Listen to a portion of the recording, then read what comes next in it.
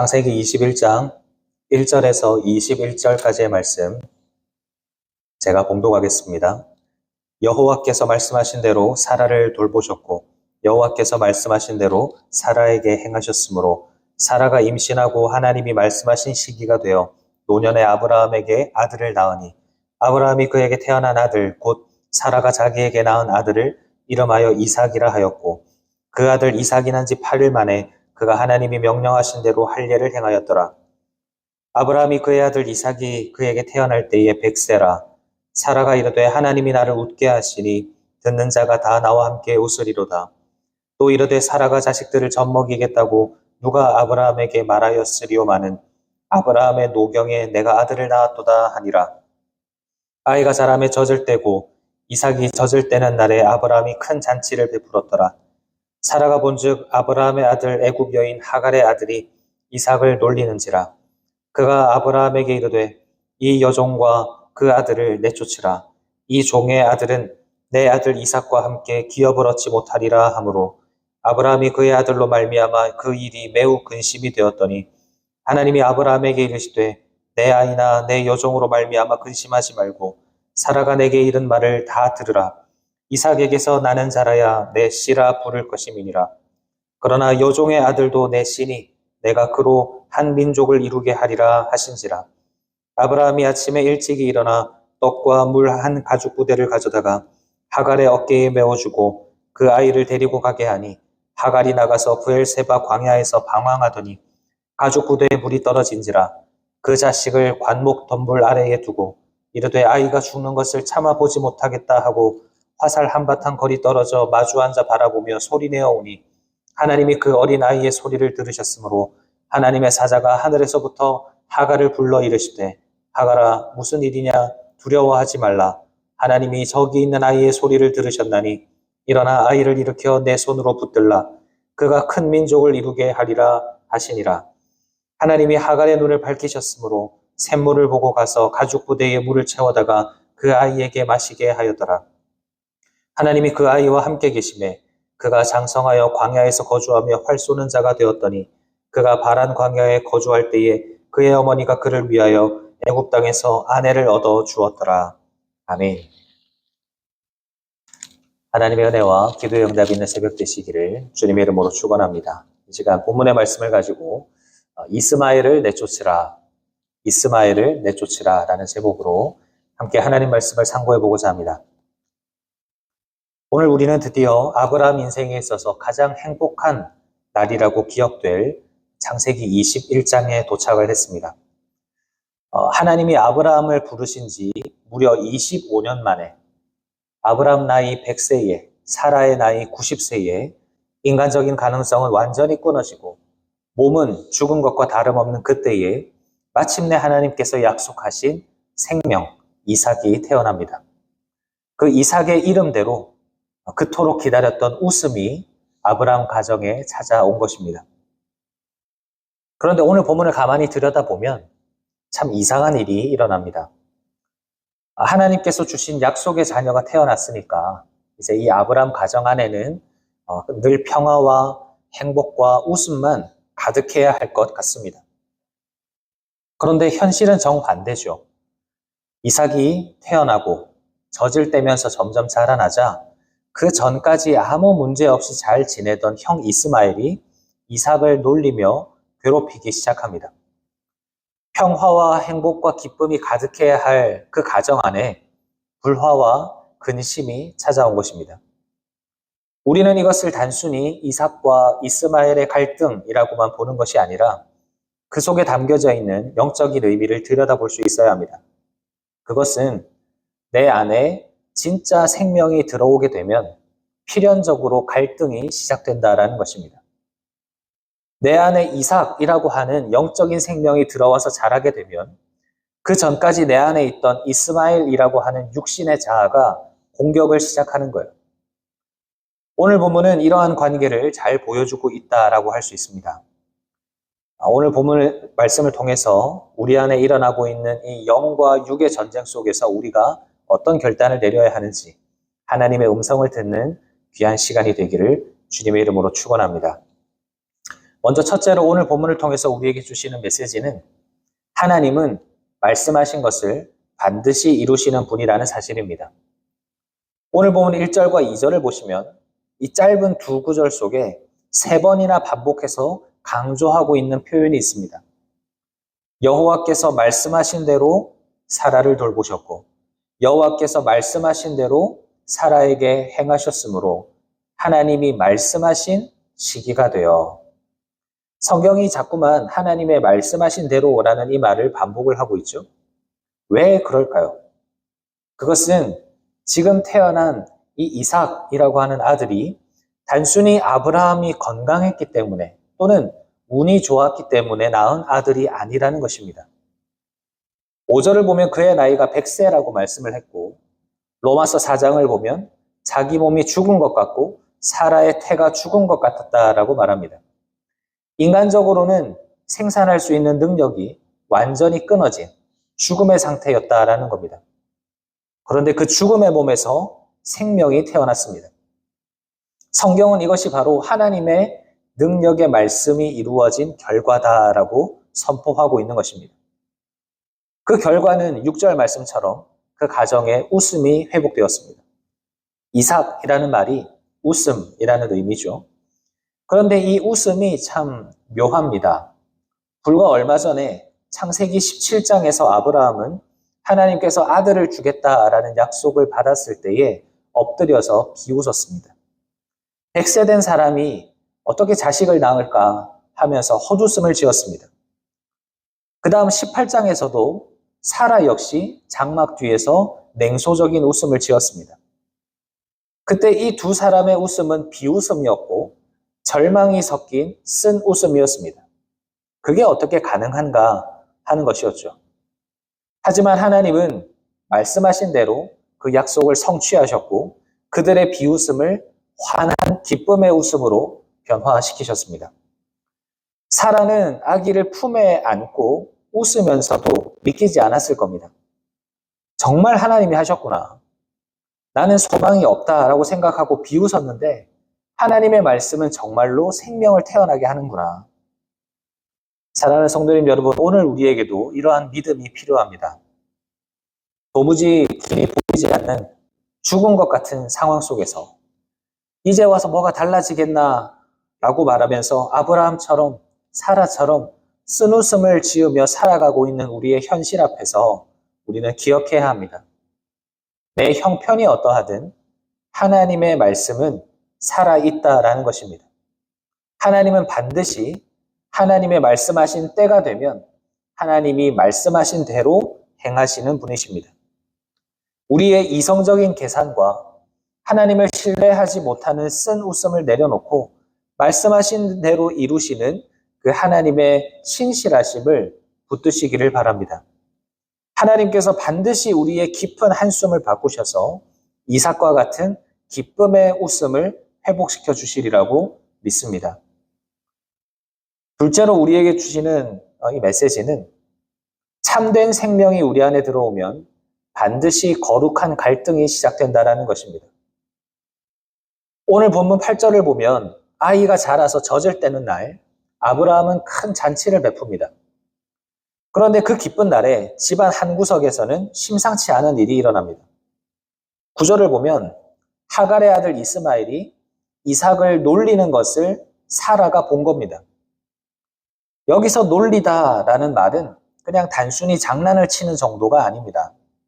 갈라디아서 4장 29절을 보면 이 사건을 가리켜서 육체를 따라 난 자가 성령을 따라 난 자를 박해했다 이렇게 표현합니다. 육체를 따라 난 이스마엘이 성령을 따라 난 이삭을 박해하고 대적한 것입니다. 여러분, 우리는 이 장면을 진지하게 들여다봐야 합니다. 이삭이 태어나기 전까지는 아브라함 가정 안에 이러한 갈등이 없었습니다. 그저 이스마엘이라고 하는 육신의 아들 하나만 있을 때에는 평화로워 보였습니다. 그러나 하나님이 주신 진짜 생명, 성령을 따라 난 이삭이 태어나고 그 생명이 점점 자라나기 시작하니까 그때부터 본격적인 싸움이 시작된 것입니다. 이 모습이 우리에게 말씀하는 바가 무엇입니까? 예수를 믿기 전에는 내 안에 예수의 생명이 자리 잡기 전에는 내 안에 죄가 있고 육신의 소욕이 있어도 아무런 문제가 되지 않았지만, 그러나 예수의 생명, 성령께서 내 안에 심겨지고 내가 신앙적으로 자라나기 시작하면 그때부터 부대끼기 시작한다라는 것입니다. 갈라디아서 5장 17절은 육체의 소욕은 성령을 거스르고 성령은 육체를 거스르나니 이 둘이 서로 대적함으로 너희가 원하는 것을 하지 못하게 하려 함이니라 라고 말씀합니다. 우리의 옛 자아와 새로운 생명은 적당히 타협하면서 동거할 수 있는 관계가 아닙니다. 그래서 10절에서 사라도 이 종의 아들은 내 아들 이삭과 함께 기업을 얻지 못하리라. 함께 기업을 얻지 못한다라고 사라가 이야기하는 거예요. 그래서 하나님이 이 일을 어떻게 해결하라 말씀하시냐면 다시 10절을 보면 사라가 아브라함에게 이 여종과 그 아들을 내쫓으라고 말합니다. 인간적으로 보면 참 매정한 말이죠. 그래서 아브라함도 이 말 때문에 11절을 보면 매우 근심했다라고 이야기를 합니다. 당연한 상황이죠. 이삭도 내 아들이지만 아브라함의 입장에서는 이스마엘도 13년 동안 키워온 내 아들입니다. 오랜 시간 사랑과 정을 아낌없이 주었고 나에게 익숙한 존재가 이스마엘이에요. 우리도 마찬가지입니다. 예수의 생명이 내 안에 들어왔지만 여전히 끊어내지 못하는 나의 옛 습관이나 내가 인간적으로 의존했던 부분들, 즐기던 죄악들이 여전히 남아 있습니다. 이것을 끊어내자니까 내 삶의 너무나 큰 부분을 잃어버리는 것 같은 그런 느낌이 들어서 근심이 되기도 합니다. 하지만 하나님은 12절에서 단호하게 말씀하십니다. 근심하지 말고 사라의 말을 들으라. 그러니까 사라의 말대로 근심하지 말고 내보내라는 겁니다. 이것을 다르게 표현해 보면 하나님께서 우리에게 성화를 명령하시는 겁니다. 갈라디아서 5장 24절은 이렇게 말씀합니다. 그리스도 예수의 사람들은 육체와 함께 그 정욕과 탐심을 십자가에 못 박았느니라.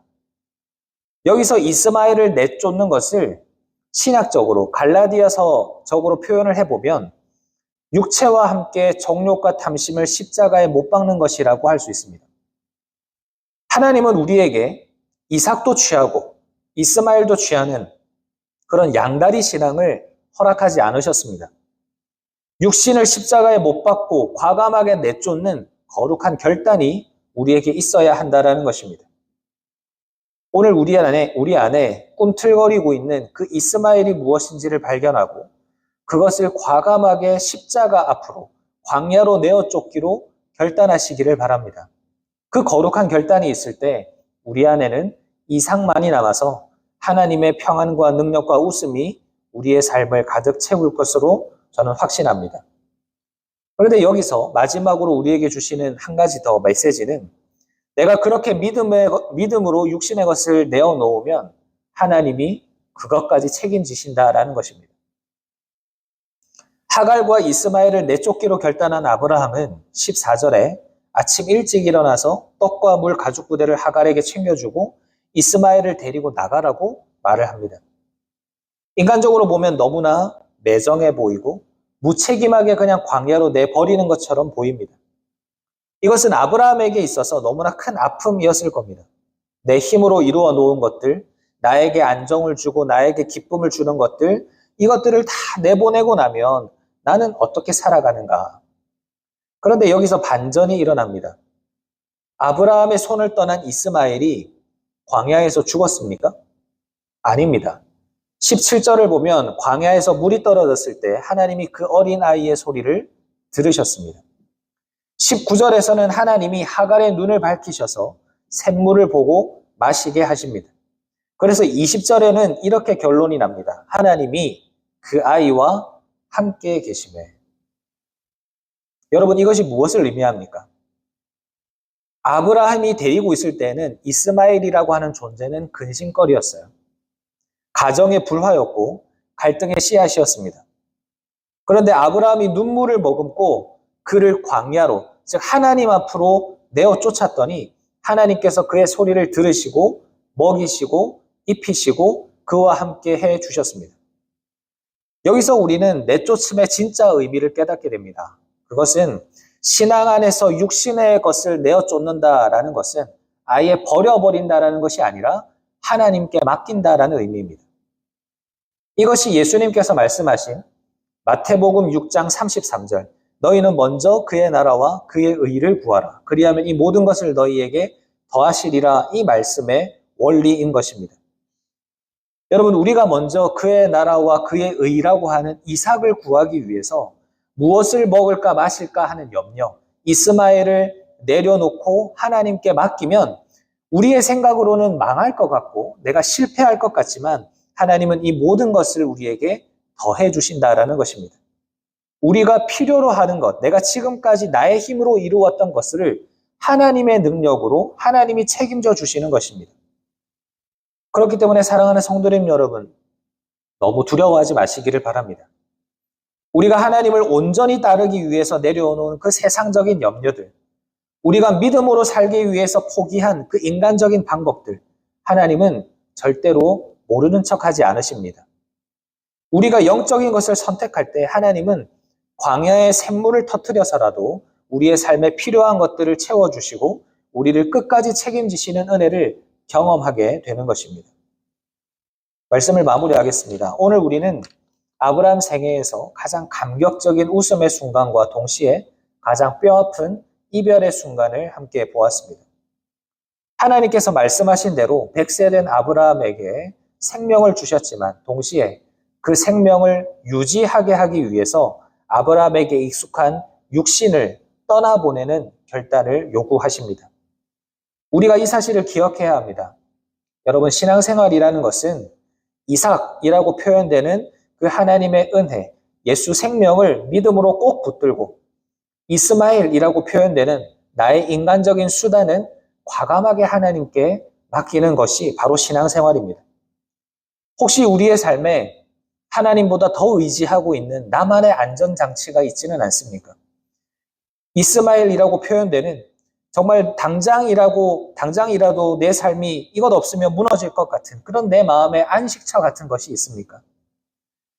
그러나 하나님은 오늘 본문을 통해서 분명히 말씀하십니다. 아브라함이 눈물을 머금고 이 이스마엘을 광야로 내보내기로 결단할 때 하나님께서 그를 책임져 주셨던 것처럼 우리가 먼저 그의 나라와 그의 의를 구하기 위해서 우리의 염려를 내려놓을 때 하나님은 우리의 필요를 채우시고 우리를 붙들어 주실 것입니다.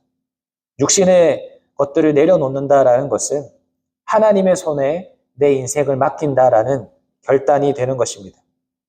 그래서 오늘 이 새벽에 우리에게 찾아오신 이삭과 같은 그 예수님의 생명을 기뻐하시기를 바랍니다. 그리고 여전히 내 발목을 잡고 있는 육신의 소욕과 세상의 염려는 과감하게 십자가에 못 박고 하나님께 맡겨버리시기 바랍니다. 하나님께서 우리가 내려놓은 그 모든 것들을 다 친히 돌보시고 입혀주시는 은혜로 우리에게 갚아주시리라 믿습니다. 이 믿음을 가지고 거룩한 결단으로 오늘 하루를 주님께 내어드리는 저와 여러분 되시기를 주님의 이름으로 축원합니다. 아멘. 말씀을 생각하면서 함께 기도하겠습니다. 하나님 아버지 감사합니다. 오늘도 아브라함과 또 이삭 이야기를 통하여서 우리에게 귀한 교훈을 주신 것 참 감사합니다. 하나님, 이삭이라고 표현되는 그 예수의 생명, 하나님의 은혜가 우리 가운데 찾아왔을 때 이스마엘이라고 표현되는 우리의 육신이 그것과 맞서 대적하고 싸우는 것을 우리는 말씀을 통해서 또 보게 됩니다. 주님, 우리 안에 이런 영적인 싸움이 일어날 때 우리는 이삭을 선택하고 하나님의 은혜를 선택하는 지혜를 허락하여 주시옵소서. 우리가 눈물을 머금고 우리의 인간적인 것들, 우리의 육신적인 것들을 다 하나님 앞에 맡겨드릴 때 오히려 그것을 통해서 우리를 채워주시고 만족시키시고 입혀주시는 그 하나님의 은혜를 우리의 삶에서 경험하게 하시고 그래서 온전히 우리의 육신을 예수 그리스도의 그 십자가에 못 박으며 우리에게 허락하여 주신 그 예수 생명으로 살아가기를 기뻐하는 우리가 되도록 주님 축복하여 주시옵소서. 오늘 하루의 삶도 주님 앞에 맡겨드립니다. 주님 우리와 동행하여 주시옵소서. 감사드리며 예수님의 이름으로 기도합니다. 아멘.